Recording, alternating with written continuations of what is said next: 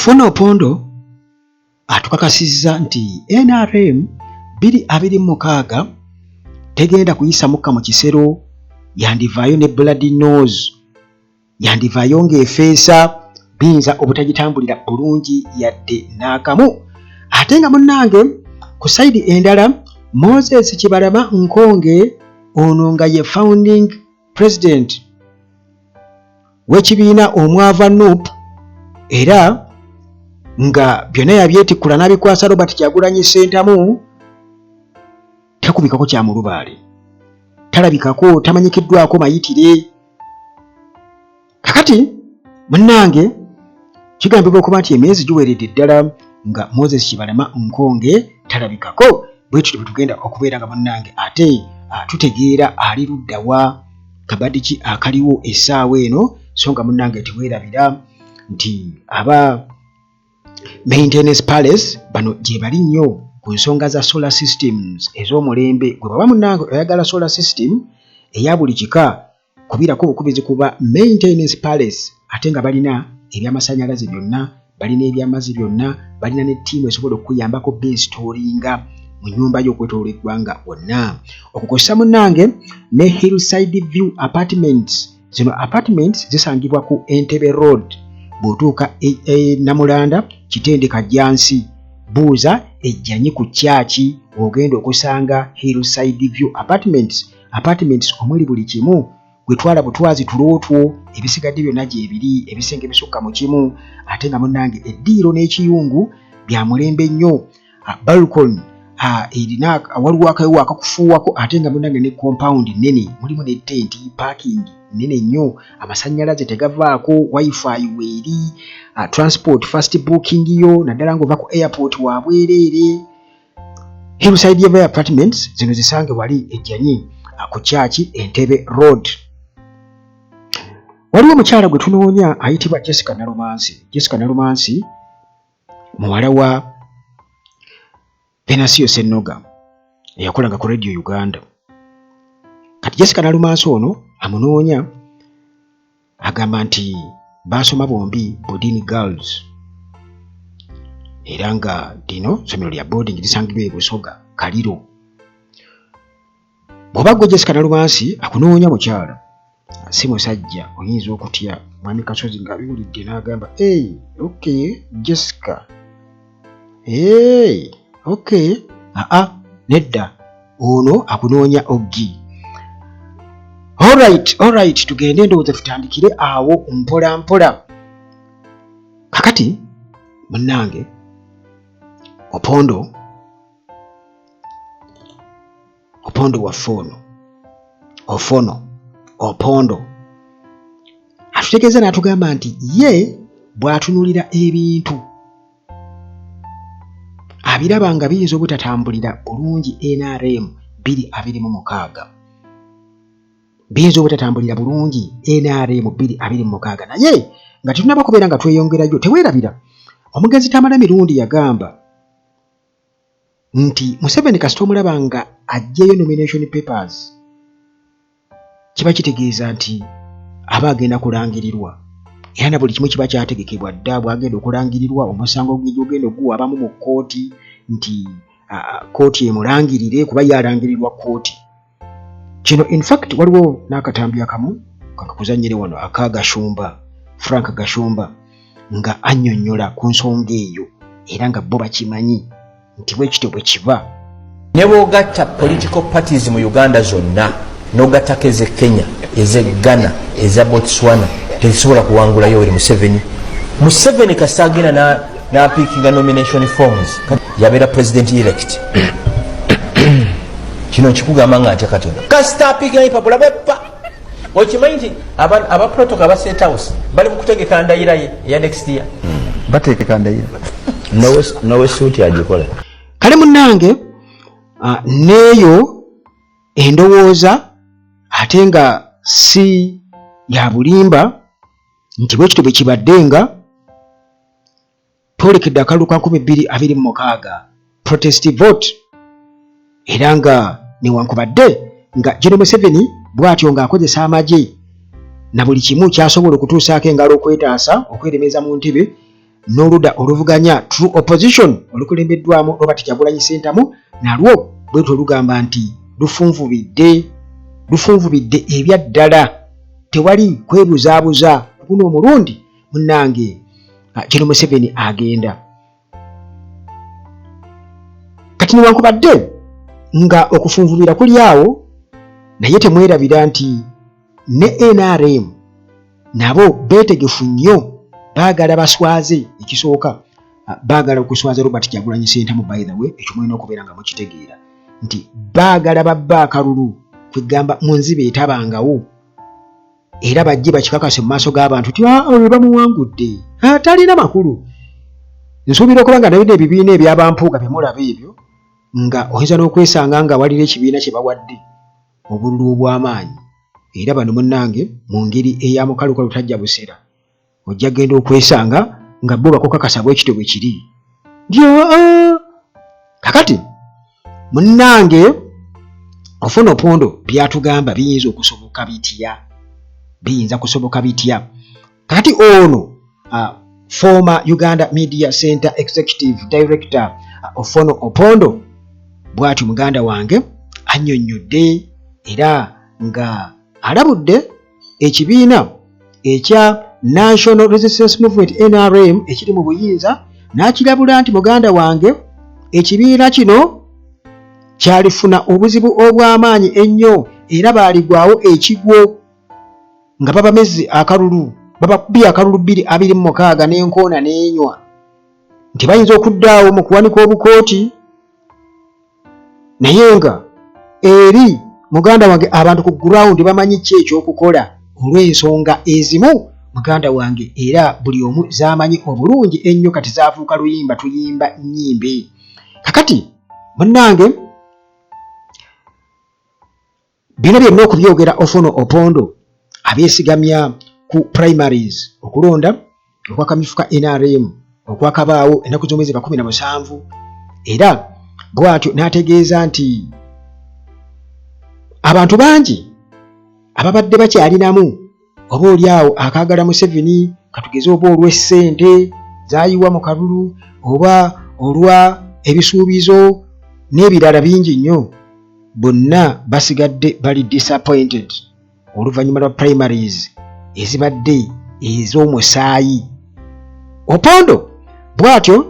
annyonnyola agamba nti nno ekisooka wabaddewo malpractice, bribery, obubbi, babbi akalulu ne bakoowana bukooyi akaabwe kennyini, wabaddewo effujjo eritagambibwa, wabaddewo okumanipulatinga abalonzi, okugezaako okubalaga ki ekyokukola mu ngeri y'okubadyekadyeka kwatayo ebbiri. Era n'agamba nti muganda wange ekibiina kino kiri mu losing grip. Ekibiina kino muganda wange kiri kukikkirira ekya NRM, bigambo bya Ofuna Opondo. Kakati Ofuna Opondo ono era bw'atyo ayongera okubeera nga annyonnyola agamba nti waliwo disconnection, waliwo kugamba obutakwatagana wakati w'abantu ba ordinary citizens, bannansi, abantu naddala munnange abawansi, ate nga munnange obutakwatagana buno bulidde n'obutali bumativu bulidde abavubuka naddala mu bibuga ne mu byalo. Munnange kati kyasensera kubanga luli NRM yawezanga opposition erina ba mu bibuga, kakati ne mu byalo yonna muganda wange endowooza eyo yasensera abantu balina ebizibu ebimu, era byonna babiraba butereevu awatali kubuusabuusa. Kakati n'agamba nti kino kigenda kostinga, ezo factors zigenda kostinga NRM dominance. Ti NRM okuba nti yalowoozanga nti yamaamira ebyalo kuba Museveni ye luli ng'atugamba obululu bwe ab'omu bibuga se babumuwa beebyo mu byalo ababumuwa, kyokkola ng'atutte obudde bungi mu kutambula mu nkola eya parish development model nga mweyekwese, kubanga ye Museveni kampeni yazimaliriza dda. Gwe munnange abadde takimanyi, kampeni yazimaliriza dda, abadde ng'azikola ng'atambula eggwanga ng'ali mu ku campaigninga. Kati wali ajja kuba anazaako bonna zera jagerako mu bitundu bimu na bimu, oba oli awo kwegamba ng'agatta bigatte, bw'agenda wano n'agenda gwe wala babeera baamulaba dda. Kampeni yazimaliriza dda kati olwasooka ayimbula abajambulabe bagende bakole ku Nuupu. Kakati munnange jjukira nti ekyo mu kukikola ate era ajja kuba apeevinze we eri Nuupu, kubanga ne Bobi Wine tagenda kufuna buzibu bwa collidinga na Museveni. Kati ate ng'amagye ge gagenda okubeerayo nga abantu bakiraba bulungi nnyo nti Museveni taliyo, amagye gali mu kuba opposition, ensi yonna egenda kukiraba bwetyo, muganda wange tebatuwona. Kakati NRM okusinziira ku Opondo agamba NRM kwegamba etutte kingi n'etalekerawo balala, era n'agamba nti abalonzi baakoowadde kisooka okubasuubiza empewo okukosa ne poor service delivery n'obuweereza tebuliiwo.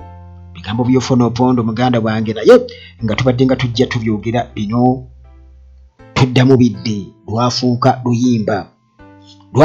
luyimba, tuddamu bidde. Teweerabira dokita gyali nnyo,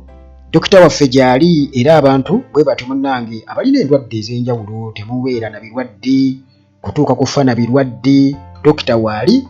mwe mujje buzzi munnange, munsabe ennamba ya dokita bw'oba olina sukaali, pressure n'ebirwadde ebirala. Dokita agamba nti munnange ezo si ndwadde, kyekisooka atugamba nti ezo si ndwadde, mbwe endwadde gye ziri naye ezo si ndwadde. Kati toddaawo ne weewaana ti nze nina sukaali wange, nina pressure yange yalima, obwo si bulwadde. Kale munnange dokita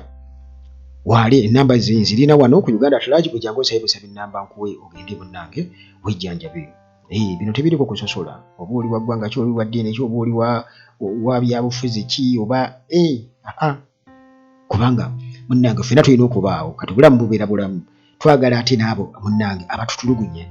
babeerewo nga batulaba ng'ate ffe be balina okwegayirira nti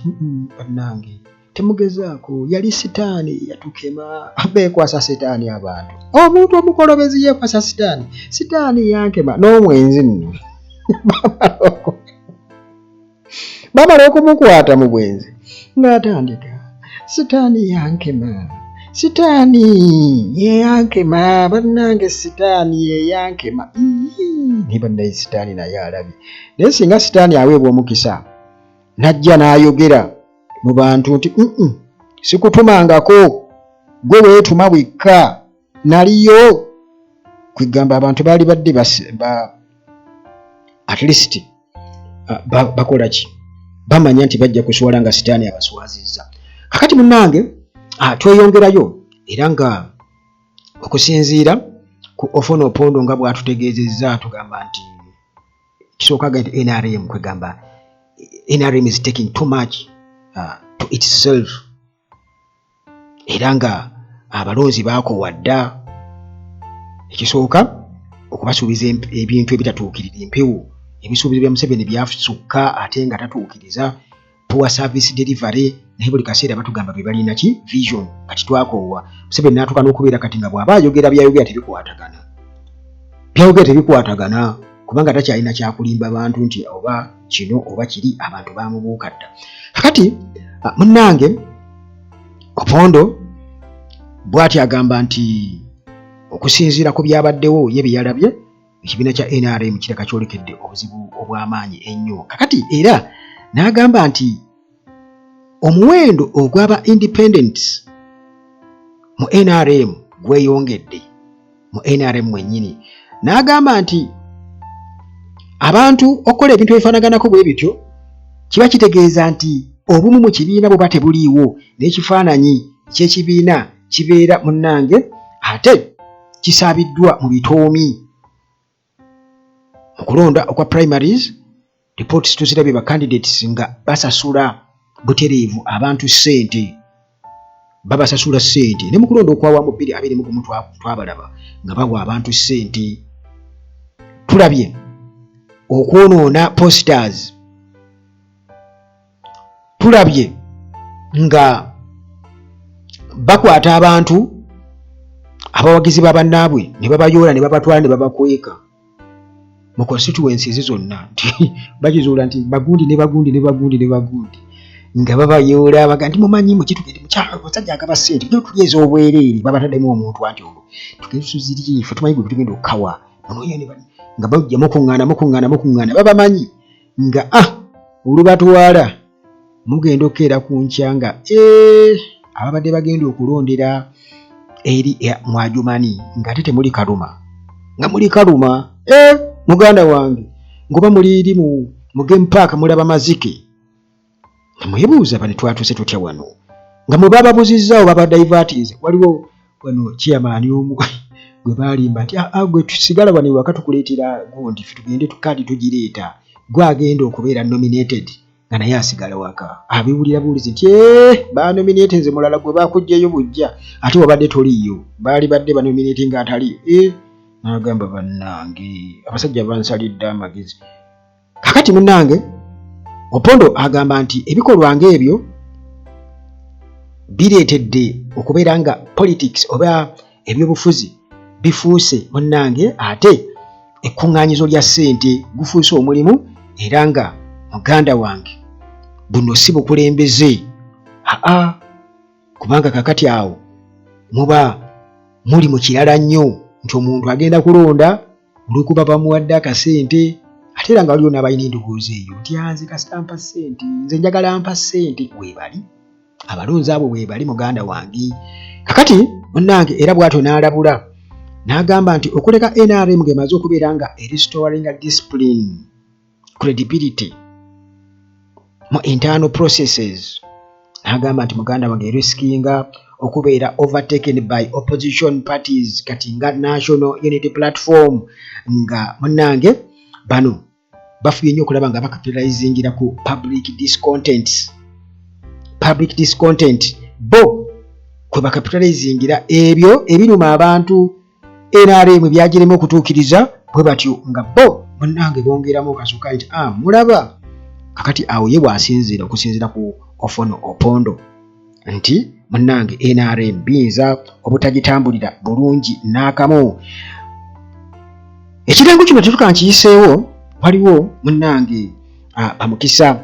Transport Services bano balina emmotoka ennungi ez'omulembe z'osobola okubeera nga munnange opangisa nga special ova ku airport osobola okubakubirako ne bakunona ogenda ku airport osobola okubakubirako ne bakunona ne wala wonna gwe woyinza munnange okubeera nga olaga be Bamukisa Transport Services era nga bw'oba munnange obeetaze bakubireko ku 0741 90 32 73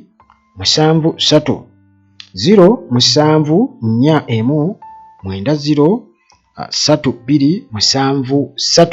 okukosa munnange ne Batimo Property Consultants Limited nabo gye bali nnyo bwe ayagala okugula ettaka oba okutunda ettaka ery'ekyapa gye badiiringamu bakubireko Batimo Property Consultants Limited ate nga balina ne construction company bano bazimbye ebizimbe bingi nnyo basobola okuguza ennyumba ezaggwedda Batimo Property Consultants bakubireko ennamba zaabwe bwe ziri awo ku Uganda at large. Kakati munnange Opondo annyonnyola era nga byayogedde abantu babiwulidde bulungi nnyo naye nti bino byonna nga bwe nkutegeezezza nti yes abyogedde naye nkugambye nti waliwo pulaani namutaayiika era eno babeera bagyogera lunye muhoozi okumukwasa ekifo ekyo nga CDF kitaawe amwesiganga mundu menye era nga banansi wano we mulina okubeera nga munnange ate nammwe muluma obwa waggulu okubeera nga mukakasiza ddala nti bano tebagenda kubeera nga ate balowooza nti bwe banakozesa amagye n'eryanyi nti banabaleetera okukyusa mu ndowooza zammwe. Kale protest vote awo ejjira yadde bagenda kuteekawo obuli bw'enguzi bungi nnyo jjukira nti bano enguzi tugimanyi nti babadde bagiwa gye kibabeezaawo ebisuubizo bye batuukiza era bye bagenda okubeera nga babasuubiza era nabo bakimanyi nti mukimanyi nti mwababuuka. Kakati muganda wange abavubuka nga bamaze okubeera nga bakitegeera nti embeera yakubakuumira mu bwavu bwe batyo beetegefu nnyo 2026 protest vote teri kubanga abantu batusuubiza ebintu bingi nnyo emyaka 40 kakati mbu olwo Jeni Museveni alemererwe atakwase mutabani we mbu yabimalewo nga bwe yatugamba nti ku mulembe gwe tuba yabadde abali abakwasa kisa naye Muhoozi bw'anajja kati bw'ayo amupositionize bulungi nnyo asobole okubeera nga ajja era ekyo bannansi tetusobola kubeera nga tukikkiriza muganda wange kubanga buno si bwa kabaka si bukulembeze bwa nsikirano nedda bannansi bagaanye era ekyo baakigaanira ddala kale munnange eyo katuveeyo twolekere Moses Kibalama Nkonge ali ludda wa Moses Kibalama Nkonge muganda wange abantu bagamba nti yabuzibwawo naye gyali ali eyo ali mu masaaji bali mu mukolaka ajja kuva yenna anyirira ekyenyi bw'ati mugambe nti ye omusajja obaabuzaawo twali tutidde kakati munnange ono Moses Kibalama Nkonge twolekedde akalulu ka 2026 yabuzibwawo jjukira nti waliwo ate ensala ya kooti erindiriddwa nti oba ekibiina ekya NUP kibeera dissolved bakisattulula obukulembeze obuliwo oba nedda kakati munnange okusinziira ku ludda olulwe olwa Moses Kibalama Nkonge olwa banne bali bakagombe bwe batyo bagamba tebamulabako Moses Kibalama Nkonge naye munnange mu kunoonyereza okumanya Moses Kibalama Nkonge gyali ne tutegeerayo ali luddawa kasooke nkubuulire bino kakati munnange kigambibwa okuba nti yabuzibwawo nga wiikisi ntono nnyo munnange emabega nga twolekedde ensala ya kooti erina okubeerawo ennaku z'omwezi nga 2 nsuubira okuba ndowooza naye kennyini talina kyazzaako kubaga ekibiina nze kennyini nakiwaayo mu mirembe ekya National Unity Reconciliation and Development Party n'enkiwa Honorable Robert Kyagulanyi Ssentamu Bobi Wine kakati ati njagala ki kakati munnange kigambibwa okuba nti omwami ono nti era emyezi ng'era abadde tebamulaba kati ligo ttiimu ye ekulemberwamu Paul Simbwa Kagombe bwe bati ne babeera mu panic ey'amaanyi ennyo kubanga babadde baniridde ensala ya kooti ku ddeeti eyo ennaku z'omwezi 2 omwezi ogw'omunaana kugambye ennaku z'omwezi nga 25 kakati munnange bano batugamba nti obaolyawo obutabeerawo kwe kuyinza okubaleetera obuzibu naye ate era ekyo nsuubira okuba nga tekisazaamu nsala ya kooti ate nga ne Kibalama Nkonge tetumanyi sayidi kijyaliko ayinza okuba nga naye talina gabaawo kubanga agezezzaako enfunda eziwerako bagezezzaako ebintu nga bikola ki nga bigaana kakati munnange Kibalama era nga bagamba nti engeri gyekiri nti munnange ye mujulizi omukulu ennyo mu nsonga eno mu kukyalenjinga NUP n'obukulembeze obuliwo essaawa eno baloya bagamba nti okubaawo kwe kwa mugaso nnyo naye tebasobola kubeera nga munnange bamutuukako lwaki tebasobola kubeera nga bamutuukako omu ku bammemba ba ttiimu ye bwe yatugambye